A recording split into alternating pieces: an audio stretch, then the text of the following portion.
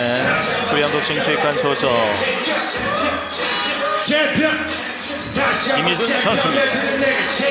래퍼를 앞세워서 득점하고 있는 김희준, IBF 아시아 챔피언입니다. 16전 13승 7KO 2무 1패 전적. 네. 지금 뭐 얼굴 표정 굉장히 밝아요. 네.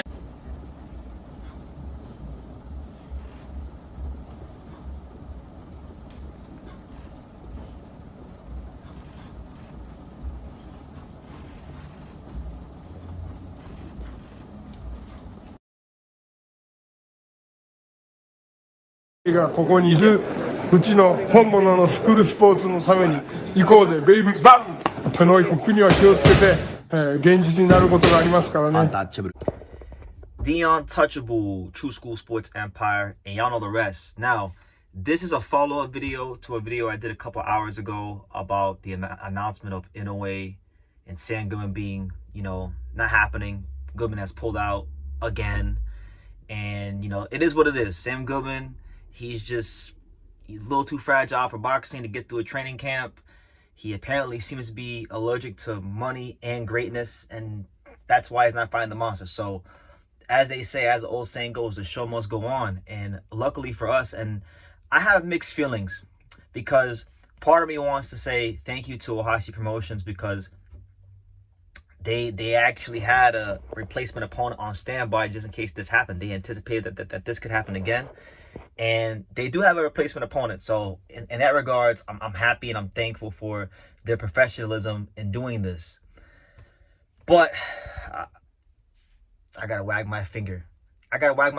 Like, yeah, I'm gonna be happy. I'm gonna go to the fight. But I gotta wag my finger, because Ohashi Promotions should honestly be ashamed of themselves. Because this replacement opponent, I understand, like, when you pick a replacement opponent, it's a replacement opponent. So generally speaking, it's not going to be somebody that's like a top 5 guy. I understand all that. But wow, this is like, you just really taking the biggest spoon possible and you're scraping the bottom of the barrel. Like, it was reported that Naoya Inoue is fighting South Korean super bantamweight contender, the number 11 ranked super bantamweight contender, Yi-Ju Kim. Yes, Yi-Ju Kim. 21-2, 13 knockouts. That's who he's fighting. Now, I'm not going to sit here and act like I knew who he was before this. You guys know I love to cover the fighters that don't get a lot of attention. And I do my best to know about as many fighters as possible and put them out there for you guys, the boxing fans, so you guys can know who they are. But I didn't know nothing about no damn Yi-Ju Kim before this video. So let's talk about the little bit I did learn about him. Yi-Ju Kim calls himself Packy Mayweather. It's a combination of fusion of sorts of Mayweather and Pacquiao. So it's a nice little nickname. South Korean, from what I've watched of him, he can be slick at times. He likes to hold that lead left hand a little low. He's an orthodox fighter, but in his 2023 loss to a guy named Rob Diesel, he fought the whole fight out of the southpaw stance, and he was falling off balance constantly and just falling in position to get countered consistently. From what I've read about him and from what I've learned about him, he's a very highly regarded fighter in South Korea. Some people even say he's the face of South Korean boxing, which if that's the case, then South Korean boxing has really fallen dramatically down since the days of Injin Chi and the great South Korean fighters of the past. That's just the truth. To be honest with you, I don't even think he's the best South Korean fighter I've seen in boxing. I think the fighter at featherweight, the WBO contender that I did a video about, Jung Song Kang, I feel like he's a better fighter than this guy, honestly, from what I've seen on tape. But IBF Asia Super Bantamweight champion, WBC Youth champion. The guy has done some things on a fringe level, on the world level, but he hasn't even fought like a top 5 caliber contender. He has not really been in the ring with world level competition. And now he's not only is he going to skip that level, but he's just going to go all the way up past high contender level, past championship level, all the way to quite possibly the best fighter in the world. I mean, let's be real. Like, I wish him the best. If he goes in there and does the unthinkable and beats the brakes off in a way and upsets him, then I'll have to come here and humble myself, and South Korean boxing will have a new star on their hands. But the way I see it, this fight's only ending in one way, and it's got to be with a devastating Inoue knockout.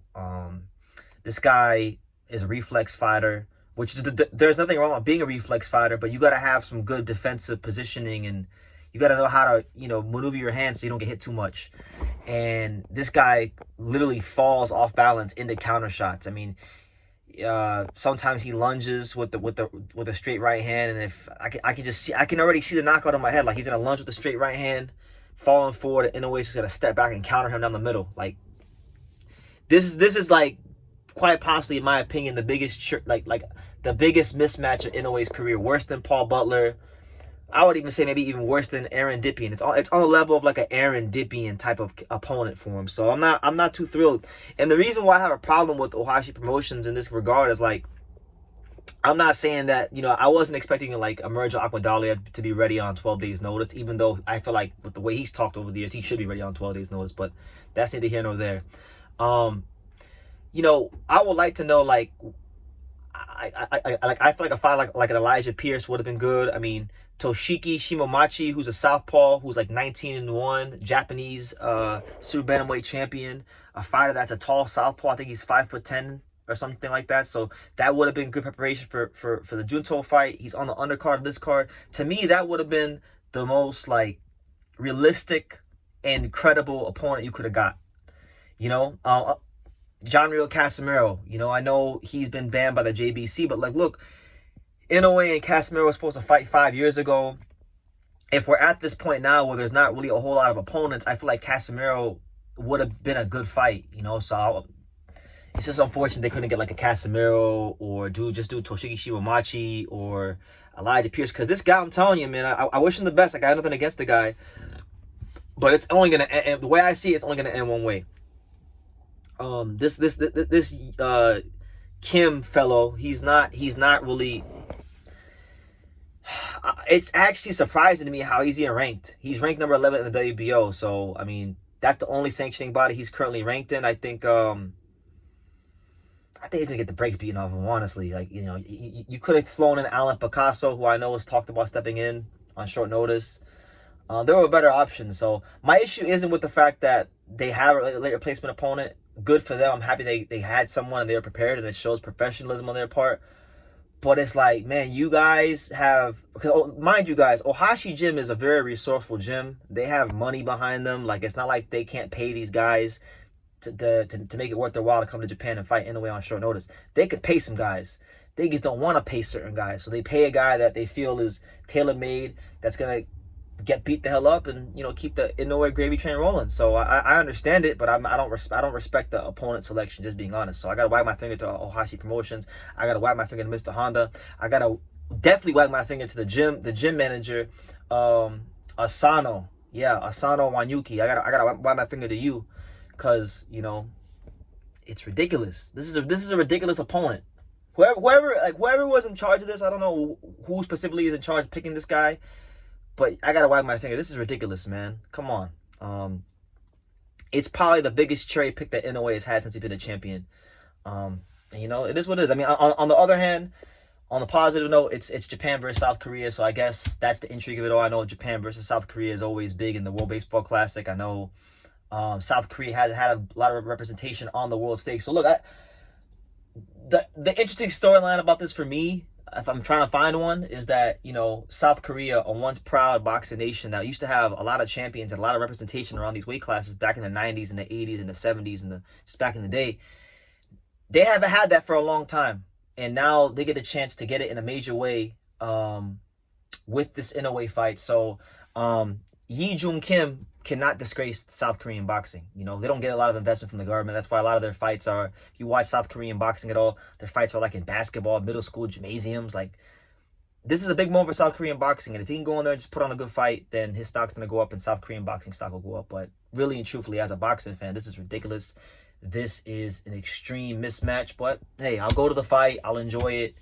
It's not the most mouth-watering matchup, but hopefully maybe Yi Joon Kim will come here and outperform expectations. One thing I can say about him is he does show a bit of slickness at times. From what I've seen, from a little bit I watched him just now, he can punch a little bit. You know, Inoue is not exactly a great defensive fighter, so I don't think he's going to get the shots off he needs to land on Inoue, like big power punches. But, you know, those are just me being optimistic. Those are the only things I can see. So I wish him the best, but this is a terrible mismatch. And I think they had better options there. And I think Ohashi Promotions and everyone involved with Ohashi Promotions, you guys are really scraping the bottom of the barrel to make sure that this was going to be a hard fight for Inoue. So I mean, it's not their fault because Sam Goodman's made it he's not really durable enough to get through training camp, and you know he's allergic to greatness and money. So it's not entirely their fault. I get it, but there was plenty of other options there. Picasso, Shabazz Masood would even suffice at this point. I know they've sparred Aaron Alameda. Aaron Alameda was a guy that's challenged for the world title multiple times against guys like Luis Nery and Angelo Leo. They know him. That could have been an option. I would have been okay with Aaron Alameda. He's a good veteran, Mexican fighter, comes to fight. Would have been a good option. But no, we had to scrape the bottom of the barrel for Joon Kim, who literally has no experience to be ready for anything that's about to come his way. So may God be with him because he's going to need it, and hopefully it's a competitive fight, and hopefully I can come back here on January 24th in my post-fight review and say, you know what, Joon Kim, I was wrong about him. This is why you don't judge fighters. You don't know what's in a fighter's spirit. I hope I can come and give that whole spiel after the fight, but I have a feeling I'm going to be sitting here saying that in a way he's got a 4th or 5th round stoppage. And I'll tell you this, and this is my last part of the video.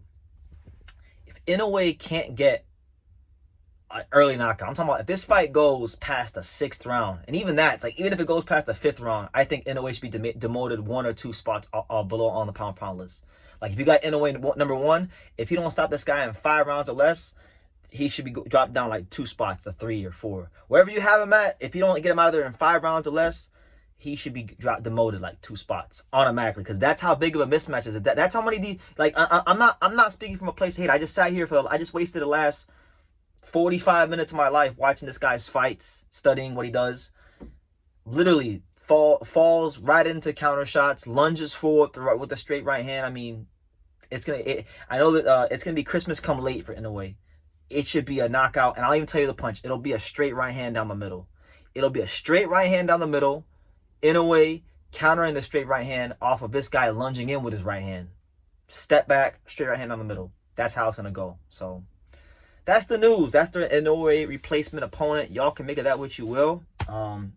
Best of luck to the South Korean. You know, it'd be nice to see South Korea put up a good fight, because I would like for boxing to get stronger around the world, and South Korea does have a lot of history in boxing, so it'd be nice for them to have a moment. If this guy can go in there and give us a great fight, but I just don't think it's gonna go like that based on what I just saw on film. Not his record, because I don't care that he lost. I don't care that he lost. I don't care that I didn't know his name. I actually went and spent damn near an hour of my life watching film. And the tape, as my boy Boxing Gems would say, shout out to Boxing Gems, go subscribe to him. The film don't lie. The tape don't lie. And he's going to get absolutely beat the hell up. So make of that what you will. I want to see Inoue go to featherweight. I'm just counting down the days for that, you know. But yeah, I digress. You guys, leave your comments down below. Make sure you guys take the time to subscribe. And like I say in every single one of these videos, you can love me or you can hate me, but I'm just a kid from Daniel. So until next time, take care, guys. Thank you for watching another video on the untouchable True School Sports Empire. For more great boxing content just like this, make sure you click right over here.